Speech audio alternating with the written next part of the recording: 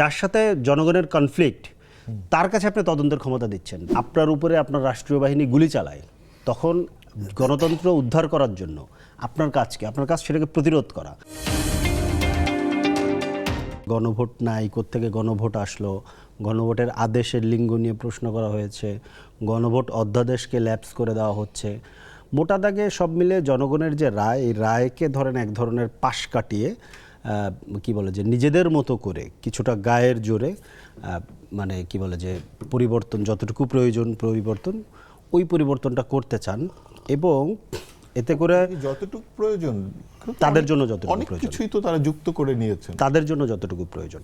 মানে মূল যে ব্যাপারটা হচ্ছে যে আমাদের পরিবর্তনের জায়গাটাতে মূল ফ্যাক্টরটা কি? মূল ফ্যাক্টরটা হচ্ছে যে ক্ষমতা কাঠামোর যে জায়গাটা। আপনি দেখবেন প্রত্যেকটা কথার ভেতরে যে কোনো ইস্যুতে যে কোনো একটা ধরেন এখন প্রায় 20টার মতো অধ্যাদেশ ল্যাপস এবং রহিত করা হচ্ছে না। দেখবেন প্রত্যেকটা অধ্যাদেশের ক্ষেত্রে 4টা করা হয়েছে, না 16টা হচ্ছে গিয়া 16টা ল্যাপস করা হচ্ছে, 4টা রহিত করা হচ্ছে 20টা। এর ভেতরে সবগুলোই গুরুত্বপূর্ণ। এই প্রত্যেকটার ক্ষেত্রে যে কোনো মন্ত্রী কিংবা সরকারের যে কোনো এমপি কিংবা সরকারি দলের যে কোনো লোক যদি বলে, দেখবেন একটা কথা বলে যে এটা করলে নির্বাহী বিভাগের ক্ষমতা কমে যাবে। তো নির্বাহী বিভাগের কাছে কি কি ক্ষমতা লাগবে? নির্বাহী বিভাগের কাছে যে ক্ষমতা অলরেডি আছে সেটা লাগবে।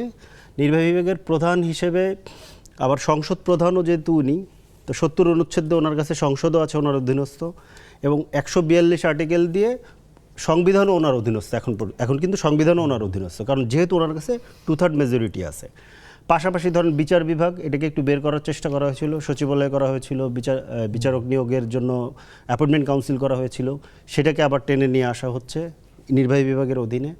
এবং যে প্রতিষ্ঠানগুলো যে সাংবিধানিক এবং যে স্বাধীন কিংবা সংবিধিবদ্ধ প্রতিষ্ঠান যেগুলোকে বলে, যেই প্রতিষ্ঠানগুলোর কাজ হচ্ছে ওয়াচডগের ভূমিকা পালন করা জনগণের পক্ষ থেকে প্রধানত নির্বাহী বিভাগের উপরে, সেই প্রতিষ্ঠানগুলোকেও নিজেদের নির্বাহী বিভাগের অধীনে আনা। মানে ওই আগের স্পেসিফিক করি, যেমন আজকে একটা বড় আলাপ হয়েছে জুলাই গণ অভ্যুত্থান বিল নিয়ে, একটা বড় বিতর্ক তৈরি হয়েছে। এই বিলটা তো তারা গ্রহণ করেছে, তাহলে আপনারা কেন বিরোধিতা করছেন? আচ্ছা, বিলটার ভেতরে একটা খুব গুরুত্বপূর্ণ জায়গা আছে, মানে জুলাই গণ অভ্যুত্থানের দায় ও দায় মুক্তি বিল, সুরক্ষা এবং দায় মুক্তি বিল, এটা হচ্ছে বিলটার নাম, সুরক্ষা এবং দায় মুক্তি।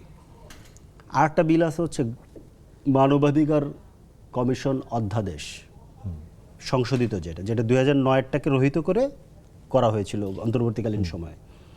আরটা আছে হচ্ছে গুম প্রতিরোধ অধ্যাদেশ। এই 3টা বিল কিন্তু ইন্টারলিঙ্কড, কারণ এটা মানবাধিকারের সাথে যুক্ত। জুলাইয়ের যে সুরক্ষার যে বিলটা, এটা অনেকেই দেখছি যে এটা নিয়ে কিছুটা উচ্ছ্বসিত, কিন্তু ব্যাপারটা হচ্ছে এইখানে বলে দেওয়া হয়েছে যে জুলাইয়ে 2 ধরনের, মানে পুলিশ হত্যার ইস্যুটা এখানে আছে। পুলিশ হত্যার কমপ্লিট ইস্যুটা তো হচ্ছে গিয়া প্রতিরোধ, রাজনৈতিক প্রতিরোধ। এখন রাজনৈতিক প্রতিরোধ করে যখন আপনার উপরে আপনার রাষ্ট্রীয় বাহিনী গুলি চালায়, তখন গণতন্ত্র উদ্ধার করার জন্য আপনার কাজ কি? আপনার কাজ সেটাকে প্রতিরোধ করা।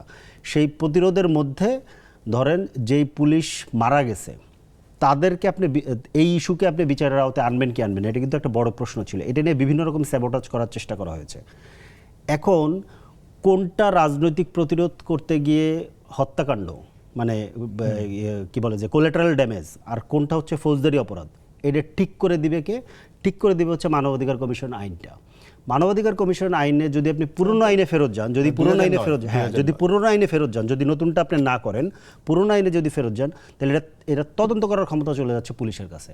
খেয়াল করেন, যার সাথে জনগণের কনফ্লিক্ট তার কাছে আপনি তদন্তের ক্ষমতা দিচ্ছেন। পুলিশ কার আন্ডারে থাকতেছে? পুলিশ থাকতেছে স্বরাষ্ট্র মন্ত্রণালয়ের আন্ডারে। তার মানে হচ্ছে এই আইনটাকে ব্যবহার করে আগামী দিনে পুলিশ কিংবা স্বরাষ্ট্র মন্ত্রণালয় কিংবা স্বরাষ্ট্রমন্ত্রী ঠিক করবেন যে কে আসলে দায়মুক্তি পাবে এবং কে পাবে না।